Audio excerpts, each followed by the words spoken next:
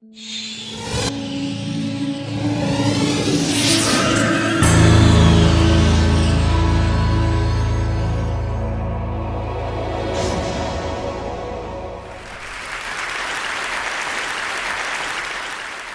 you know that we have 1.4 million cellular radio masts deployed worldwide? And these are base stations. And we also have more than 5 billion of these devices here. These are cellular mobile phones.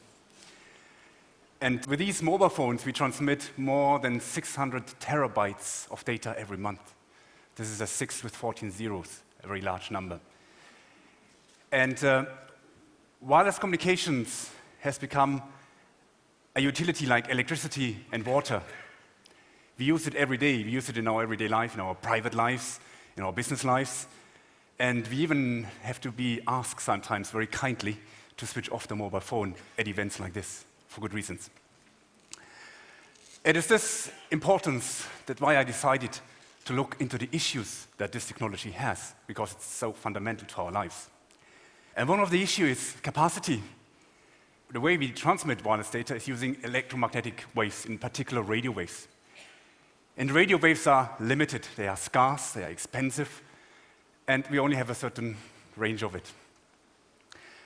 It is this limitation that doesn't cope with the demand of wireless data transmission, the number of bytes and data we transmit every month.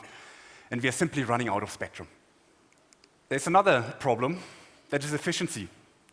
These 1.4 million cellular radio masts or base stations consume a lot of energy. And mind you, most of the energy is not used to transmit the radio waves, it is used to cool the base stations. And the efficiency of such a base station is only at about 5%. And that creates a big problem. Then there's another issue that you're all aware of. You have to switch off your mobile phones during flights. In hospitals, there are security issues. And security is another issue. These radio waves penetrate through walls. They can be intercepted, and somebody can make use of your network if he has bad intentions. So these are the main 4 issues. But on the other hand, we have 14 billion of these light bulbs.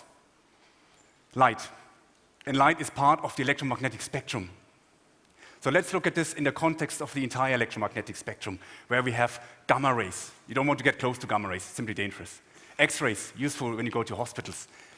Then there's ultraviolet light. It's good for nice suntan, but otherwise dangerous for the human body. Infrared is due to eye safety regulations, can be only used with low powers. And then we have the radio waves, the issues I've just mentioned. And in the middle there, we have this visible light spectrum. It's light. And light has been around for many millions of years. And in fact, it has created us, it has created life, has created all the stuff of life. So it's inherently safe to use. It wouldn't be great to use that for wireless communications. Not only that, I compared the entire spectrum. I compared the radio waves spectrum, the size of it, with the size of the visible light spectrum. And guess what? We have 10,000 times more of that spectrum, which is there for us to use. So not only that we have this huge amount of spectrum, let's compare that with the number I've just mentioned. We have 1.4 million expensively deployed, inefficient radio cellular base stations. And multiply that by 10,000, then you end up at 14 billion. And 14 billion are the number of light bulbs installed already. So we have the infrastructure there. Look at the ceiling. You see all these light bulbs. Go to the main floor, you see these light bulbs. Can we use them for communications? And yes, what do we need to do? And there's one thing we need to do is we have to replace these inefficient incandescent light bulbs and fluorescent lights by these new technology of LED light bulbs. An LED is a semiconductor, it's an electronic device. It has a very, very nice and cute property. Its intensity can be modulated at very high speeds, and it can be switched off at very high speeds. And this is a fundamental, basic property that we exploit with our technology.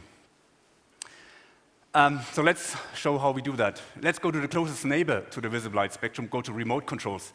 You all know the remote controls have an infrared LED. Basically, you switch on the LED, and when it's off, you switch it off, and it creates a simple low-speed data stream in 10,000 bits per second, 20,000 bits per second, not usable for a YouTube video.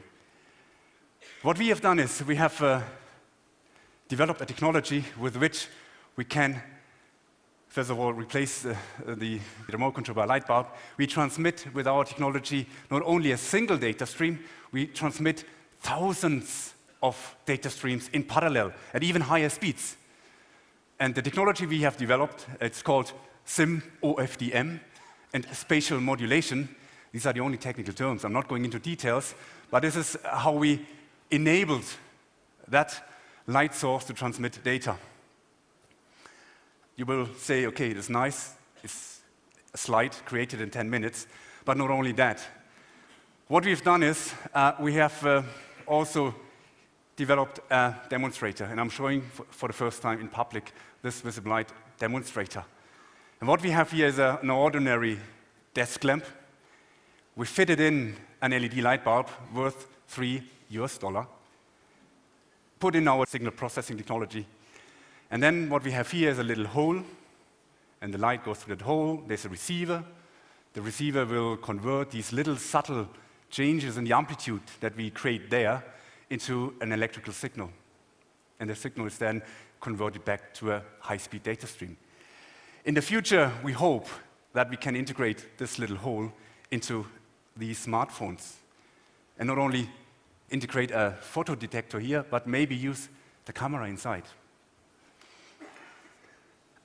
So what happens when I switch on that light? As you would expect, it's a light, a desk lamp. You could put your book beneath and could read. It's illuminating the space. But at the same time, you see this video coming up here. And this is a video, high-definition video, that is transmitted through that light beam. You're all critical. You say, ha, ha, ha, this is a smart academic doing a little bit of tricks here. But let me do this.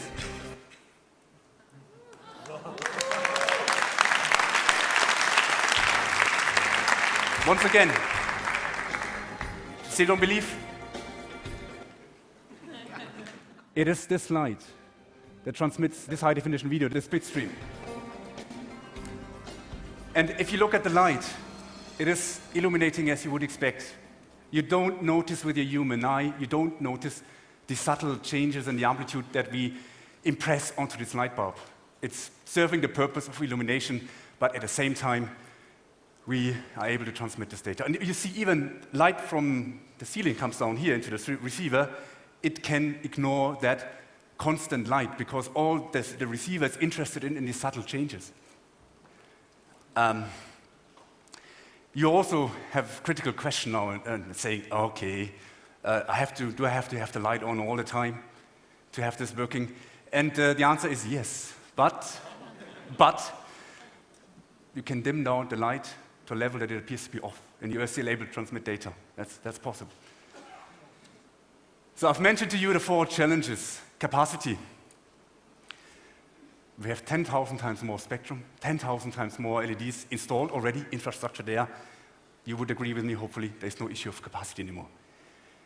Efficiency. This is data through illumination. It's first of all, an illumination device. And if you do the energy budget, the data transmission comes for free. Highly energy efficient. I don't mention the high energy efficiency of these LED light bulbs. If the whole world would deploy them, you would save hundreds of power plants. That's aside. And then I've mentioned the availability. You will agree with me that you have lights in a hospital. You need to see what to do. You have lights in an aircraft. So it's everywhere where there is light. Look around, everywhere. Look at your smartphone. It has a flashlight, an LED flashlight. These are potential sources for high-speed data transmission. And then there's security. You would agree with me that light doesn't penetrate through walls. So no one, if I have a light here, I have secure data, no one on the other side of this room through that wall would be able to read that data. And there's only data where there is light. So if I don't want that receiver to receive that data, then what I could do, turn it away. So the data goes in that direction, not there anymore. Now, in fact, see where the data is going to. So, for me, the applications of it, to me, are beyond imagination at the moment. We have had a century of very nice, smart application developers. And you only have to notice where we have light, there is a potential way to transmit data.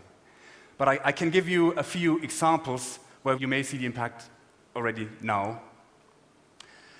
This is remote-operated vehicles beneath the oceans, and they use light to illuminate the space down there. And this light can be used to transmit wireless data, that these things communicate with each other.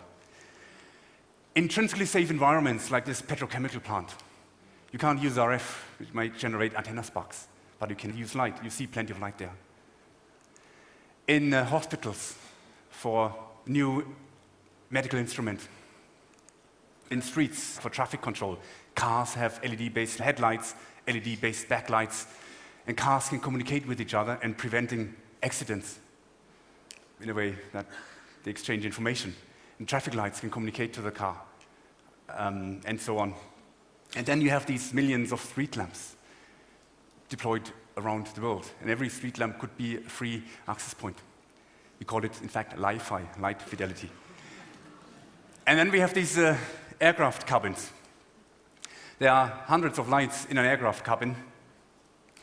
And each of these lights could be the potential transmitter of wireless data, so you could enjoy your most favorite TED video on your long-haul flight back home, online, live. So that is a vision that I think is possible. So, all what we need to do is to fit a small microchip to every potential illumination device. And this would then combine two basic functionalities, illumination and wireless data transmission. And it's this symbiosis that I would personally believe could solve the 4 essential problems that faces us in wireless communication these days. And in the future, you will not only have 14 billion light bulbs, you may have 14 billion Li-Fis deployed worldwide for a cleaner, a greener, and even a brighter future. Thank you.